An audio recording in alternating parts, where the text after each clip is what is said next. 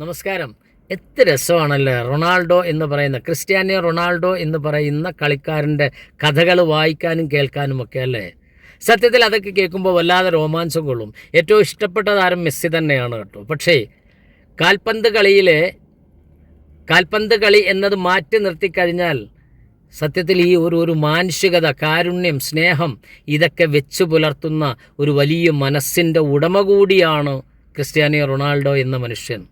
അദ്ദേഹം ചെറുപ്പകാലത്തിൽ അനുഭവിച്ച ദാരിദ്ര്യം, ആ കഠിനമായ ദാരിദ്ര്യത്തെ ഇങ്ങനെ യുദ്ധം ചെയ്തുകൊണ്ട് അദ്ദേഹം കളിച്ചു വളർന്ന ആ ഒരു ക്ലബിൽ നിന്നിട്ട് വിശന്ന് വലഞ്ഞിട്ട് തൊട്ടടുത്തുള്ള റെസ്റ്റോറൻറ്റിൻ്റെ ബാക്ക് ഡോർ ചെന്ന് തട്ടിയിട്ട് അവിടുന്ന് അധികം വരുന്ന ബർഗറുമൊക്കെ എടുത്തു കൊടുക്കുന്ന അമ്മമാരുണ്ടായിരുന്നു. അത് കഴിച്ച് അടക്കിക്കൊണ്ട് അദ്ദേഹം വളർന്നു വന്ന മനുഷ്യനാണ്.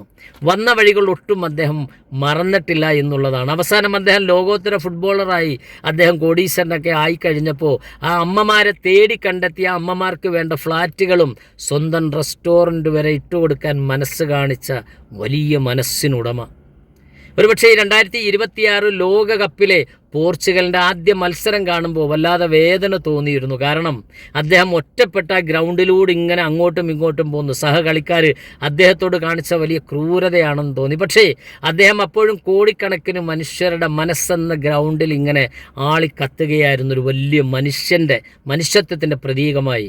ഇനിയും അദ്ദേഹം ഒരുപാട് കാര്യങ്ങൾ ഈ 2026 ലോകകപ്പിൽ നിന്ന് അദ്ദേഹം പിരിഞ്ഞു പോയാലും ക്രിസ്ത്യാനോ റൊണാൾഡോ എന്ന് പറയുന്ന വലിയ മനുഷ്യൻ കോടാനുകോടി മനുഷ്യൻ്റെ ഗ്രൗണ്ടുകളിൽ ഇങ്ങനെ കളിച്ചുകൊണ്ടേയിരിക്കും, ആത്മാർത്ഥതയുടെ, സ്നേഹത്തിൻ്റെ, കാരുണ്യത്തിൻ്റെയൊക്കെ പ്രതീകമായിട്ട്.